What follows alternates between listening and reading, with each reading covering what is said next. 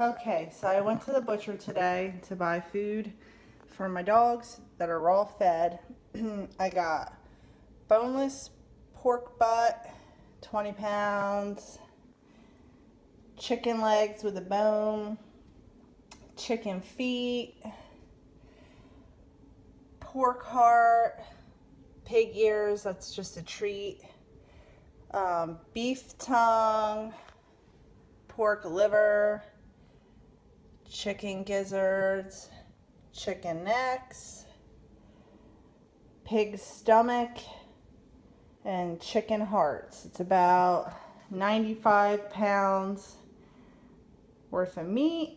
Probably feed them for, I don't know, maybe a month or so. I think I spent $125 for 2 full-grown dogs, so it's really not that bad, but this is what it looks like. And then what I'll do is I'll cut up the ham and the chicken, probably sort them out, like a little bit of ham, a little bit of chicken in each bag, and then I'll mix in some of this other stuff.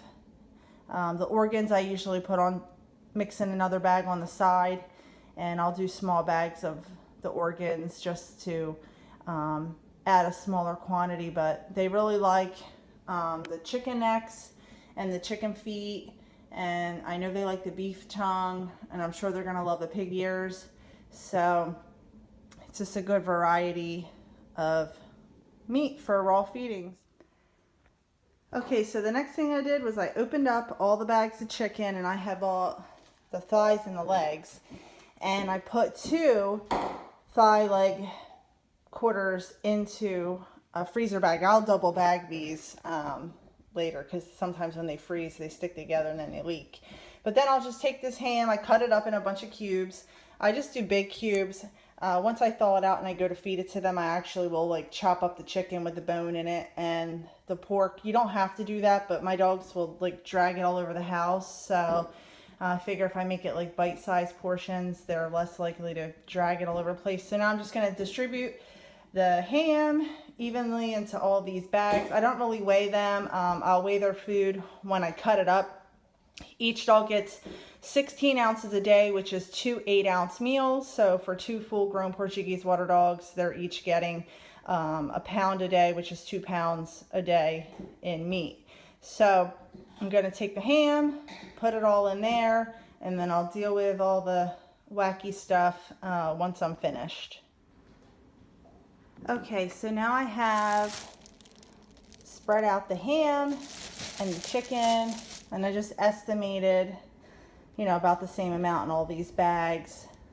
And then I took all the hearts and all the gizzards and mixed them together in a bowl, because hearts and gizzards are considered a muscle meat, not an organ meat. So they're not really calculated in like the organ meat percentage. And you just want to make sure you mix it up real good, because you just want to get the flavor of the heart and the gizzards. You just really want to make sure that it just blends well together, because your dog's just really going to enjoy this if it's mixed together. No, I'm just kidding. It doesn't matter. Anyway, I just mixed it up because I want it to be even. It doesn't really change the taste, so I was just joking. But anyways, what you're going to do, I just wanted to see if you would actually take the time to mix the organs together. But I'm going to take just a handful like that, and I'm just going to shove one in each of those bags until I run out. And then I'll have chicken, ham, chicken hearts, and chicken gizzards all mixed into these bags. And then I'll weigh the bag, and depending on how many pounds it is, that'll tell me how many days it'll last. So I'm going to do that now. Okay, so now I have chicken hearts and gizzards mixed in with the rest of the stuff. And you don't have to do this. It's not like every day they have to have, exact percentages of every single kind of meat. I just do it this way because I already have everything out. I'm going to freeze the bags, and if I have the opportunity to create a mixture, I'll just do it. But it's not a necessity. It's really over, the course of the week. You want to make sure they get the right percentages of bone. You can't just feed your dog chicken every day or pork every day. You want to make sure they get, the percentages of organs and all the fun stuff like the chicken necks and the chicken feet, I just like buying it because I think it's kind of creepy. Like you can see the toenails and stuff.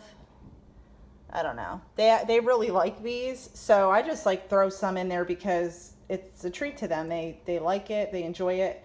What I'll do is when I'm done this, I'm going to cut up the pork heart, beef tongue, pork liver, and the pork stomach. And even though the tongue's not an organ meat, my bags are getting pretty full here.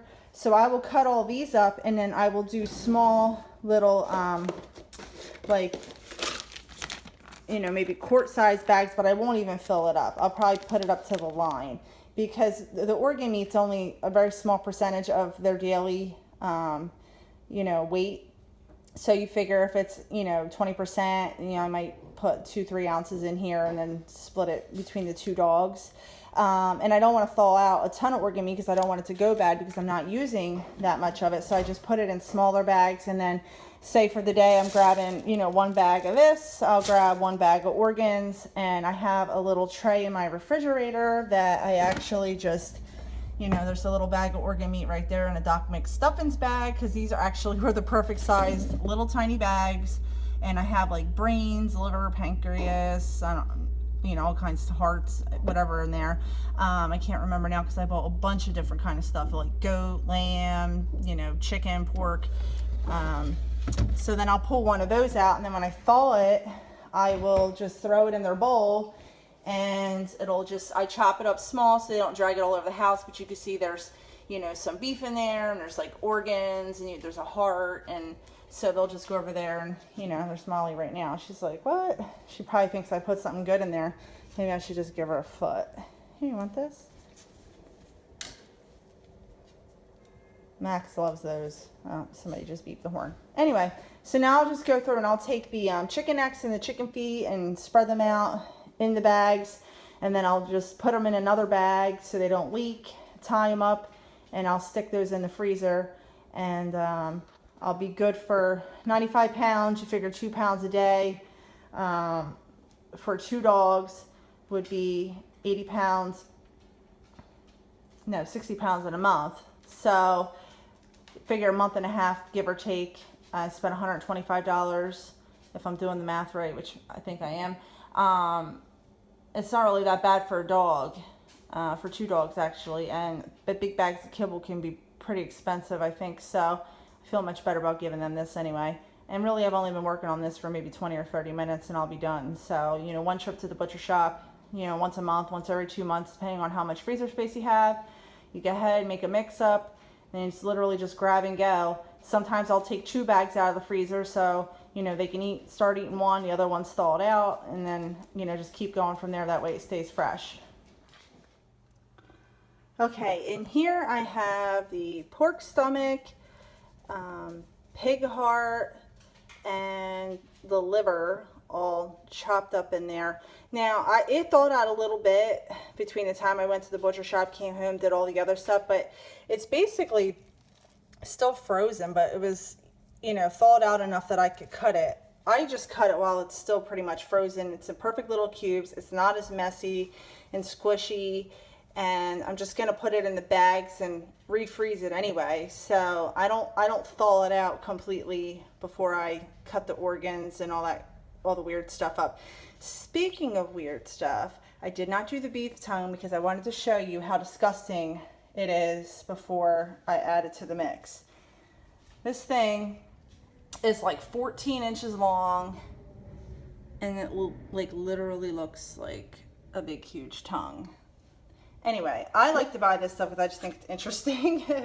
I'm also a licensed funeral director, so I think there's like a science part of me that's like totally intrigued by this, but it's a little bit frozen still and I can't really cut it with one hand, but it's just red in the middle, and I wasn't sure if the dogs would like this, but they actually really like it a lot. So now I just keep buying it, and I am grossed out every single time, and I just chop it up and mix it into my other gross little mix there, and then I feed it to my dogs. So I'm gonna cut this up right now. That way I can do my little organ bags. Okay, so I'm all done. I have the small bags with my organs and tongue and all in there, much smaller bag than my meat bags. Probably one of these and one of these will last, you know, 2 days, maybe a little bit more. And so that's basically a month's worth. And every time I do the math, it always comes out to be about $1.50 a day per dog. So for an hour's worth of work, I give my dogs good quality food, and it's not really that expensive compared to what people pay for this, you know, some of these high-end kibbles that, you know, unfortunately still get recalled and end up with bad reviews, and, you know, dogs die or get sick from them. So I do this, and by no means am I claiming to be an expert. I really do think that the main thing, if you're going to raw feed, is to just focus on, you know, making sure you give them a variety. And they're supposed to have fish 1 day a week. So I throw in some seafood day once in a while. I'll, you know, do some fish in the air fryer just to kind of dry it out a little bit. Cod, perch, stuff like that. They can eat sardines. That's a good one too. So, but just go ahead and mix it up. Find out what your dog likes. And, you know, I meal prep because I just think it's easier to give the dogs variety. But I mean, you could do chicken one day, ham another day, beef another day, you know, fish another day, and just throw a little bit of organs in there every day per meal. Now, if you give them too many organs, they can get diarrhea, especially if they're not used to it. But as they become used to it, then you can kind of increase it to, you know, a couple of ounces a day, which is what they're probably supposed to be getting based on their weight. And I mean, there's plenty of information out there on raw feeding, so you can just go ahead and look it up and, you know, see what weight your dog is and find out, you know, what the percentages are for ounces. And, you know, definitely make sure that they have some bones. That's why I do chicken, because they like the bones. You know, and I thought raw feeding was absolutely gross and disgusting when my breeder told me these dogs are raw fed, and I was like, raw fed what? She was like, meat. I'm like, meat? What? And I did the whole, oh, well, what, don't they get sick? And, you know, what about the bones? Dogs can't eat bones. Well, they can eat raw bones, and they don't get sick because her dogs take the chicken outside, hide it, and then dig it up a week later and eat it, and they don't get sick. So if they're not getting sick off a week-old chicken drumstick sitting in the yard rotten with maggots on it, then highly doubt they're going to get sick by me bringing it home fresh, cutting it up and putting it in the freezer and feeding it to them thawed out. So my dogs have never gotten sick.